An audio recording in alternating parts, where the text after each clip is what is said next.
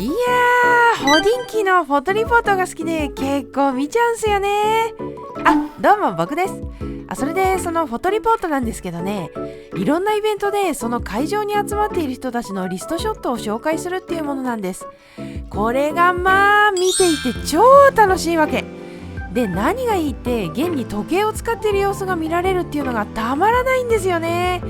それにつけて思うのが芥川龍之介。時計関係あります？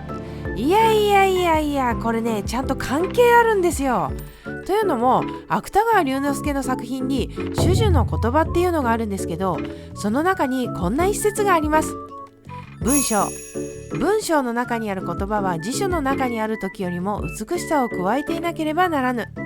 私これ好きで、なんかめちゃくちゃ胸に響いたんですよね。で、実はこれ時計にも通ずるって思っていて、時計に置き換えてみると、腕の上にある時計はケースの中にある時よりも美しさを加えていなければならぬってことで、つまり腕につけている時が一番綺麗だとね。なんかわかります？この感覚。ケースの中にある時ももちろん美しいし、コレクションのためとか鑑賞用とかね。それで時計を大事にしまっておくってのもいいけどさ、やっぱりその時計が一番輝く瞬間って腕の上にある時だと思うんですよ。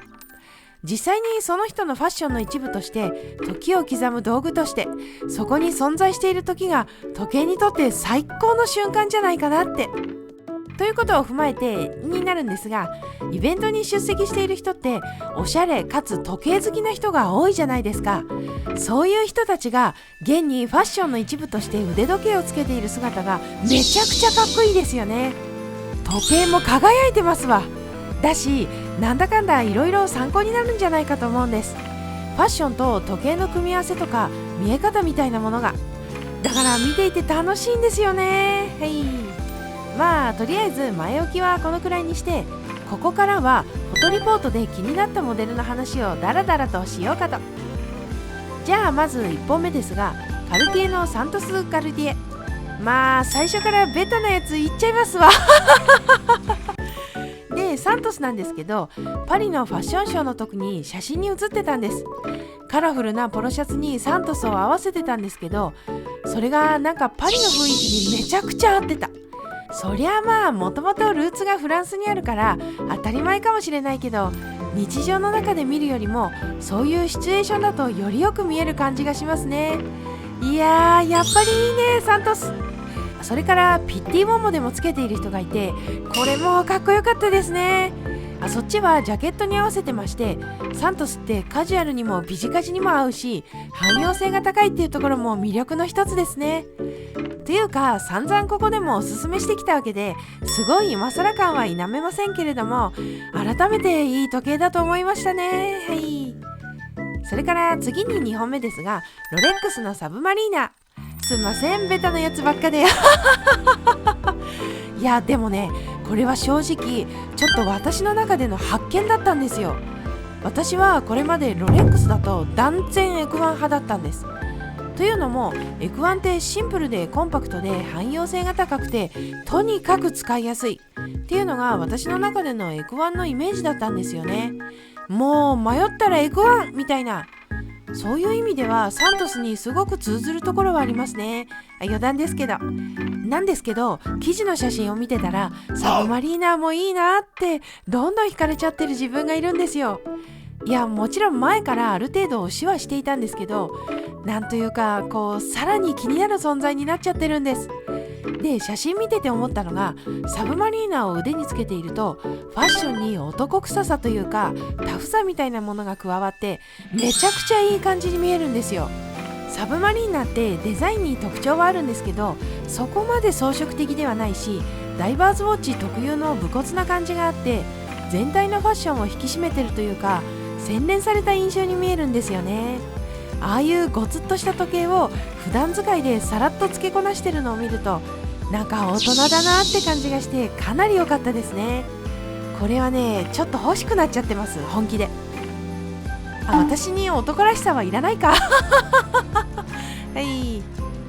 それから次のモデルに行きたいんですが、これはここまでとは少し毛色が違うやつなんですけど、パテックフィリップのドレス系のモデルですね。純粋に羨ましいやっぱりある程度時計を知ってるからだと思うんですけど、パテックのドレスウォッチってもうオーラが半端ないんですよね。写真越しでも伝わってくる何とも言えない品格というか風格というか、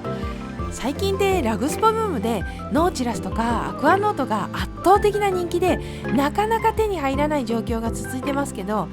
でもやっぱりパテックのドレスウォッチ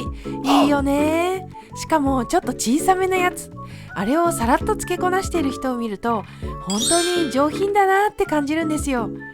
なんかこの上品さっていうのはある意味でさっきのサブマリーナーの男臭さとは真逆の方向性でイケオジ感が出てますね。いや、もちろん若い人がつけてもかっこいいんですけど、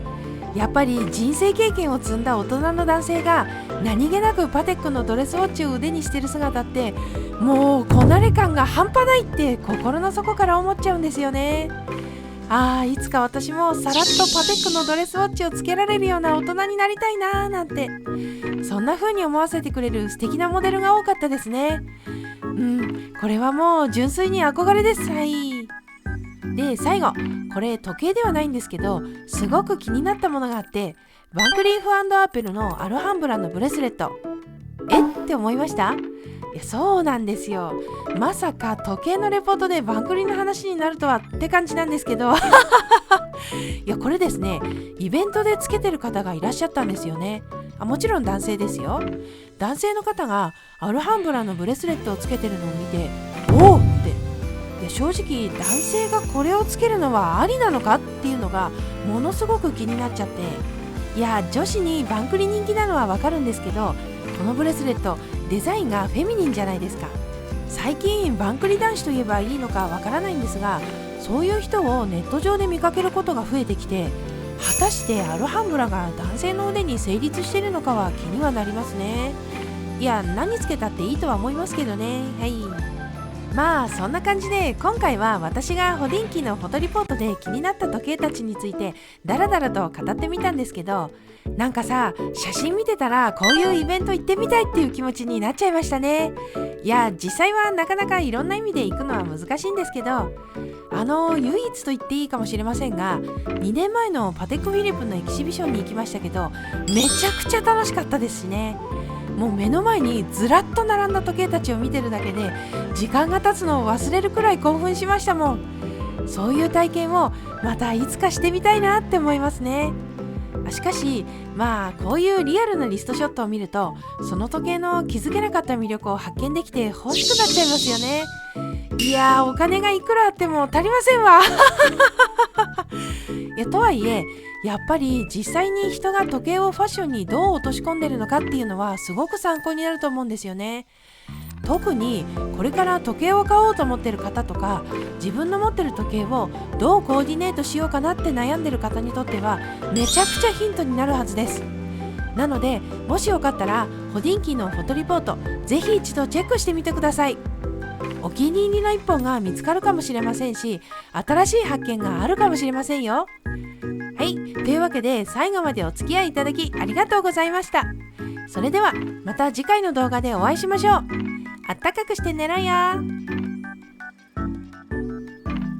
いやー、イベントで思い出したんですけど、時計関係で一度行ってみたいところがあって、それが奥深い時計作りの世界に触れる体験型施設 AP ラボ東京なんですよね。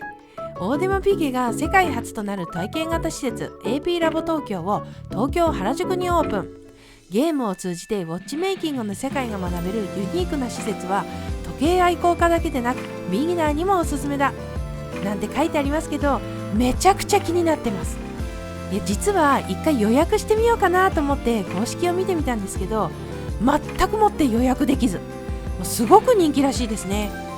まあ機会があったら体験レポみたいな動画ができるといいんですけど、いつになるのやらという感じです。続報を待て。